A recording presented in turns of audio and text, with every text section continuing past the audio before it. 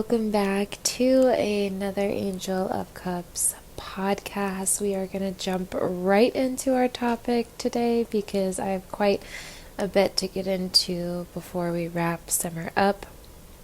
Starting with our Chiron asteroid moving into Taurus. So if you have already peeped the Patreon article, which is for free on my Patreon, you already got a deep dive into what this chat is going to be about. I just like to pair along for those that don't like to read or have trouble reading the articles. And if you don't have the audio option to select everything and have it speak it back to you, which is usually what I do with long articles that are tiresome to read, I'll put them on speak mode so they'll just read them back to me. I like to do the podcast to pair them along with the articles for those that would prefer to listen. So we're going to be diving right into this Chiron moving into Taurus transit because it is pretty largely impactful to all of us on this planet. It's going to be one of the bigger shifts that we feel. We have a lot of big shifts actually this summer happening. So some that have already taken place, some that are just now taking place, and some that we are in the thick of right now. So I want to dive into the Chiron and Taurus material so that you guys have a pretty decent amount of basis and grounding to go into this transit with, because we will be getting a first dip or a preview of this transit as it did move in June. It moved into Taurus on June 19th, and it will be going retrograde, or we'll be going back into Aries around September 17th time. Okay, so we have a few months of this energy, understanding Chiron and Taurus energy, playing around with it before September 17th rolls around. Then we'll get it back. Chiron's going to go back into Aries. We'll have a little review of what Chiron and Aries felt like before moving back into Taurus on 14th. So April 14th, 2027 is when our Chiron and Taurus is going to be moving fully direct, and it will stay there until May 5th, 2034. So this is a big shift, okay? So from June 19th, 2026 all the way to May 5th, 2034, we're going to be playing with Chiron and Taurus energy. That's a pretty large chunk of time to be playing with this theme of wounded healer. So let's dive right in. What does Chiron represent? Chiron is a minor planet or an asteroid, some even say, associated with healing, wounds, wisdom, and mentorship. Core wounds, insecurities, weak spots, or feelings of inadequacy, like literally our woundedness. Learning how to alchemize pain into wisdom, so turning our pain into power. Transforming deepest suffering into profound sources of empathy. Teaching and healing for others, and wounds of abandonment. So Chiron's mythology goes with being the son of the Titan Kronos and the sea nymph Philaera. Kronos shapeshifted into a horse to hide his love affair from his wife Rhea. He was cheating. I mean, all of these mythologies, so he's some type of story of, I have to transform into this to hide my affair. But there's many other archetypes to go with Chiron. You don't have to go with the Greek. I go with the Greek because it's most well known to people, but there are other mythologies that you can relate to Chiron. That does not necessarily have to go with the Greek stories. This resulted in Chiron being born half man and half horse, aka Chiron is a centaur. Chiron's a centaur planet, which we do have a few. The mother was so ashamed of his appearance and the affair, she ended up abandoning him. And Apollo and Artemis took him in and educated him on healing, hunting, archery, and music. And Chiron grew to be so well known and educated and kind and just helpful and really just a good-hearted centaur, because most centaurs were known to be rebellious. They would rape the women. They would be over-sexual beasts, and they would just always be causing trouble. Kind of, it was more common for a centaur to be. Honestly. Think about it. Think about you being in a time where a centaur would be real, in a dimension where a centaur would be real. They're not soft, sweet, kind. They're half man, half horse, dude. Okay? So, the most beastly nature of man, the most beastly nature of man, that probably has to do with rape. That probably has to do with drunkenness and being overtaken by power and such. All the masculine, heavy themes of masculinity and beastliness. Because that is the centaur's, struggle, is finding the balance between man and beast. Like, how do I balance this? I literally have the bottom of a horse. So, yeah. Centaur themes. Just look into centaur medicine, especially Chiron, because Chiron was more refined. He was the most refined of the centaurs. He had self-control. He really took study seriously, and he loved to also teach others and train others. He was the primary tutor for an entire generation of heroes like Achilles and many others. There's 3 or 4 other major heroes of the Greek pantheons that he taught, but with battle. He taught in battle, and he also taught in healing, hunting, and philosophy as well. All the Centaurian planets, I feel, are very philosophical in their nature. Okay, so that's a little background on Chiron, and please do your research into that. I'm not doing that any justice because I'm really just taking from the article notes and I'm adding talk onto them. So please do your own research and study, because I find with these archetypes, it is best to learn through yourself. You can sit here and listen to me talk about these archetypes for years, guys, and they're not going to work through you until you actually do the work and the activation on your own, meaning searching it up on your own, seeing the signs on your own. It's not all going to come through me. I can be a starting point. I can get you going, but you have to be able to do the work and willingness to look, and, if you seek, you shall find. All right. So moving into the sign we're moving into, Chiron, that energy of wounded healer, being moved from Aries into Taurus.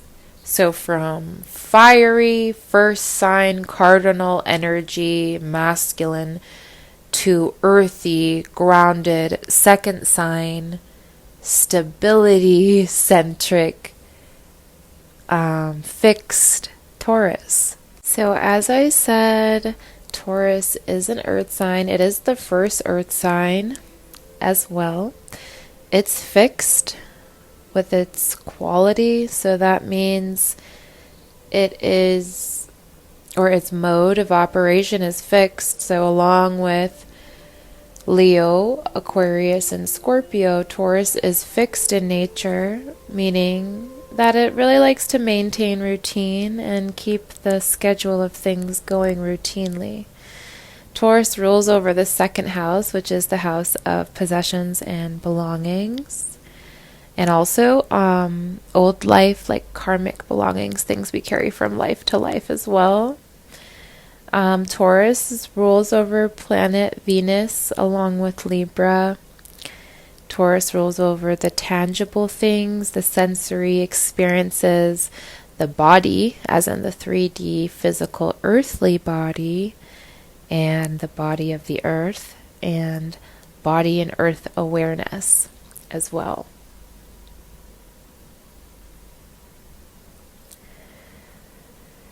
Chiron and Taurus themes are really going to be revolving around confronting where we feel cut off from the natural world and our bodies.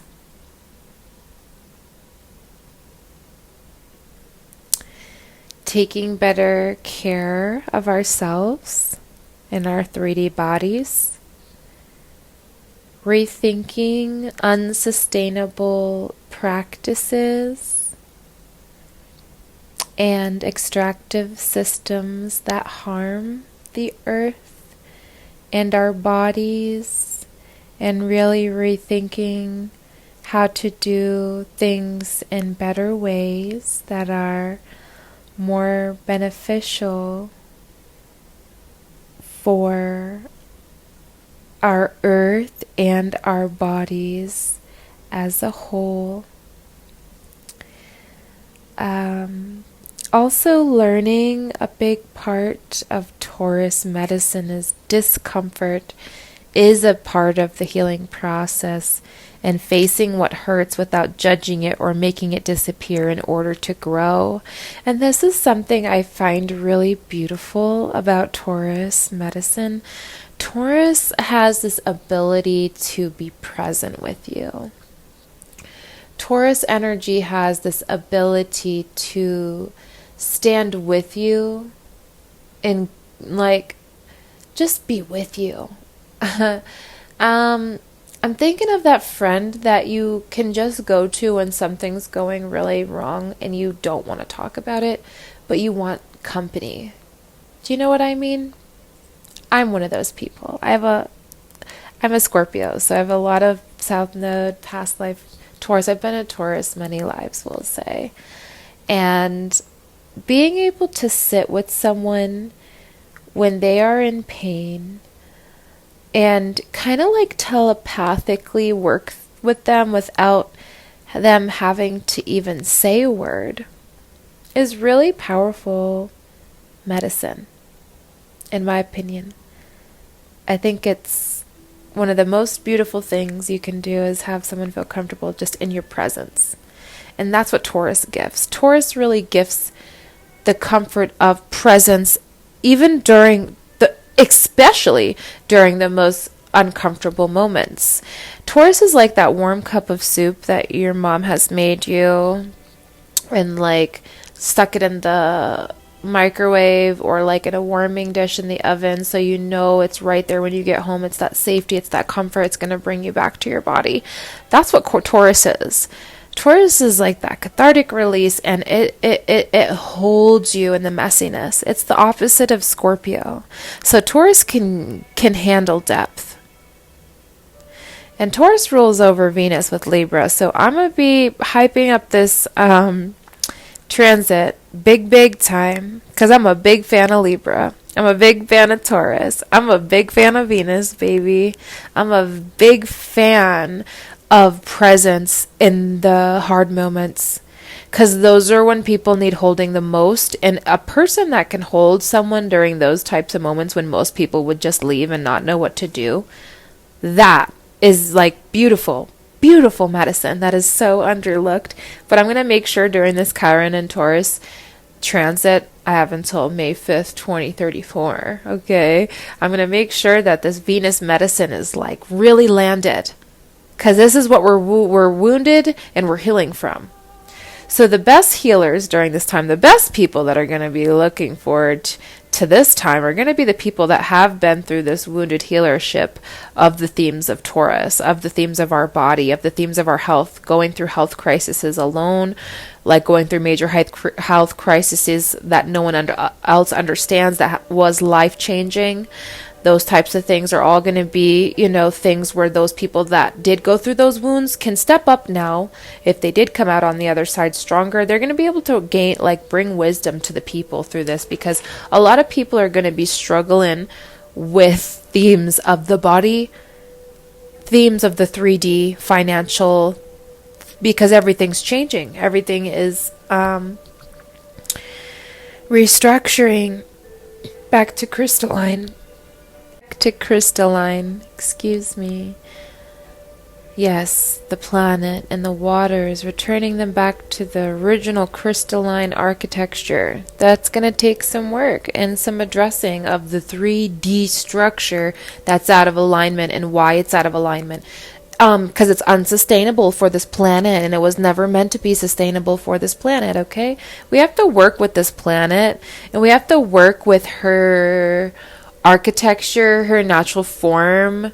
We have to work with her natural biology and stop trying to bring things that are artificial here, that are, because it's degrading the quality of life here, because it was never meant to sustain that. Bring that elsewhere. Bring that to a different planet, planet Iron, because it's not going to work here. Does that make sense? All right. Not too much on a tangent here. Bringing it back to our mythology, an important part that I did miss out on here in the beginning. One day Chiron was struck by an arrow dipped in deadly poison because his father, Kronos, Saturn, we know the story of Kronos or Saturn, was immortal, which meant the arrow injured him but couldn't kill him. Chiron could heal anyone's ailments but lived with an incurable wound. He invites us to work with what aches and stings instead of ignore or numb it. So that theme of Chiron is also really sitting with the pain.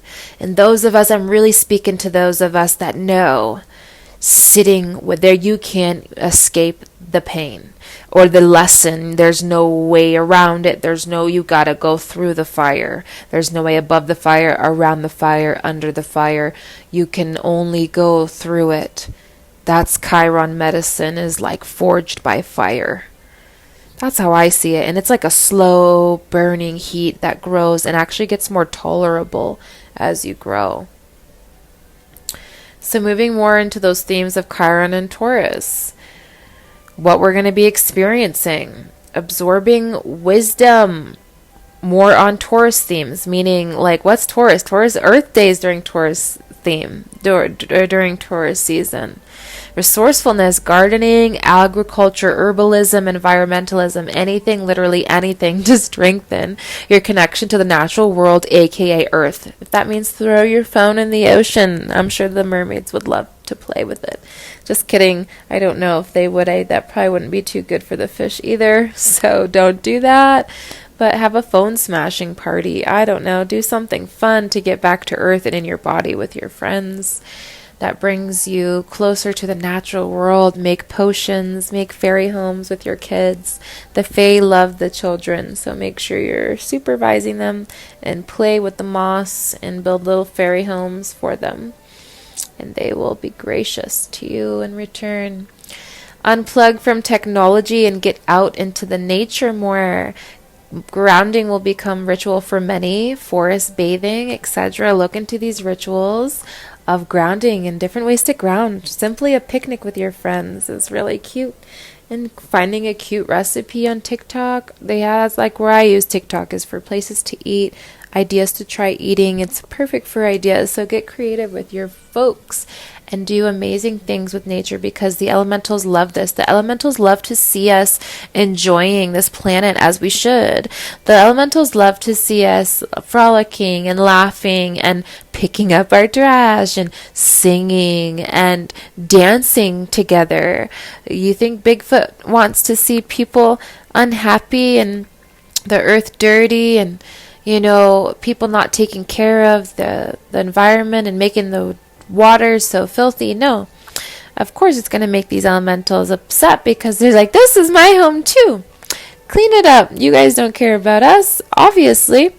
And I'm going to keep saying it. You guys want to meet other beings and other forms of life, but you can hardly respect your own. You have to first respect your own species before you can even think about meeting another. All right?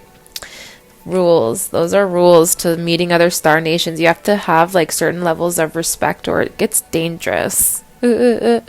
Okay, volunteering, also another Taurus, Chiron and Taurus theme. What skills do you have to offer to your communities? Healing doesn't happen in isolation. The more you engage with the outside world, the more you'll grow. Self-worth over materialism, learning to separate financial wealth from our internal value. Those themes of self-worth is going to be huge. Rebuilding security, practical approaches to building sustainable financial and emotional security. So like understanding exactly those steps in a way of that's an integrity and in authenticity. Embodiment of the senses, forcing us to unpack how we connect with the physical world. Nervous system regulation, healing relationships with diet and food, nature and bodily pleasures. All those things are going to be on cue, on skew, on screen, on display. Like, what do we do to escape the body versus what do we do to get deeper into the body, and what senses do we play with or neglect? Those types of things are going to be definitely on cue, all to do with Taurus. Highlights wounds tied to global resources, food, production, and traditional banking structures. So as you can see, that's all earth-based money, agriculture, food, 3D realms. Learning how to slow down and focus on simple, practical actions over abstract, grand ideas to feel more secure, because Taurus is slow and steady and very simple and very practical. Okay? It understands that simplicity is the best sometimes. You don't need to do it all so grand.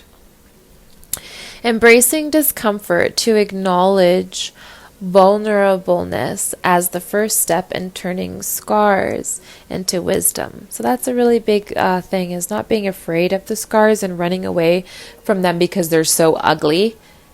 Like, yeah, we understand they're not very pleasant to look at, but how do we mend them? How do we love them deeply? That's very Tauran. I understand that very well. I see past the wounds, and I see what it's going to look like once the healing is done. That's my superpower. I already see something sick as healing.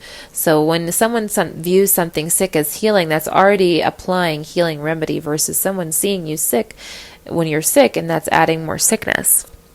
That's how I see it anyways, with the ways that I view healing. So how is this transit going to create impact? Something you can do for your own personal charts. You can check your personal Chiron placement in your birth chart. All you have to do is look up a Chiron birth chart, Chiron calculator, or look up your natal chart and look up where your Chiron is. You're going to want to look under what house and sign your Chiron falls under in your birth chart. You also want to check your Taurus placements. What house does Taurus rule in your natal chart? What planets and asteroids fall under Taurus in your birth chart? And what aspects, if you're really savvy with astrology, you can check in what aspects that will give you even more detail on your personal placements. So yeah, and also what personal aspects is making to your personal Chiron. What aspects are being made to your personal Chiron in your birth chart. Highlighted energies in astrology. These signs also will be dealing with heightened energy. You may not have Taurus energy. You may not have a lot of Chiron placements, but these other signatures in your birth chart are things to look out for. The other fixed signs, so the fixed signs are Taurus, Leo, Scorpio, and Aquarius, plus their placements. Those experiencing their Chiron return. So if you were born between 1976 and 1983, you're probably going through a Chiron return right now. So look up into Chiron return. And if I get enough people that want me to talk about that, I will, because I think that's a pretty pivotal point. This is happening for your generation at this time. Other people have their Chirons in Taurus. So if your Chiron is in Taurus, most likely you're going through a Chiron return right now, which is a pretty big theme in life. So that's a good time to also get a reading. It's just a good time to really check in with life, check in with your wounds, some therapy, some medicine, plant medicine journeys, things like that to unwind. Breaking free from ancestral or family programming around money and body image. Reclaiming your personal sovereignty. If you're one of those people, that's a really big thing that's going through this right now. Also has to do with money. So please take that into heed. Again, that's breaking free from ancestral or family programming around money and body image. Reclaim your personal sovereignty. On other highlighted aspects, second house placements and aspects, eighth house placements and aspects, fifth house placements and aspects, 11th house placements and aspects. If you have any of those placements, that's something to look at. And last but not least, just a little bit of planetoid facts about Chiron. Chiron is a unique hybrid celestial body that orbits between Saturn and Uranus in an eccentric and unstable ellipse, classified as both a minor planet and comet. I'm sorry, it's not an asteroid, it is a comet. It's classified as a minor planet and a comet. I knew I was probably messing that up there. So the name is 2060 Chiron. That's the full scientific name, 2060 Chiron. It measures roughly 200 to 230 kilometers in diameter and has its own unique ring system. It's dual-natured, acts like a massive asteroid, but shows gaseous dust tails of a comet as it approaches its closest point to the sun. Orbit is highly elliptical, taking 50 years to complete one trip around the sun. Its path crosses the orbits of both Saturn and Uranus. It's the first identified member of a new class of objects now known as the centaurs, aka minor planets that orbit between Jupiter and Neptune, or bodies orbiting between the asteroid belt and the Kuiper belt. Other centaur planets include Phallus, which was discovered in 1992, Nessus, discovered in 1993, and Chariklo was discovered in 1997.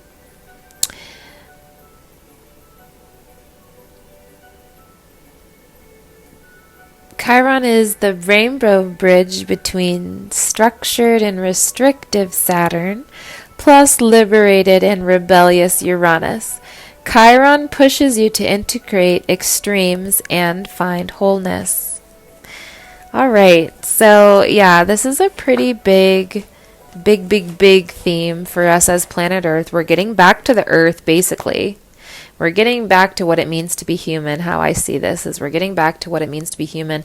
And with all of the things we've been pelted with, frequency-wise, artificially-wise, give yourself grace. You might be mad. You might be angry about all this artificial mess that's been injected and pretty much probed without your permission inside of you. So please have fun getting back to Earth. Make it wild. Make it fun.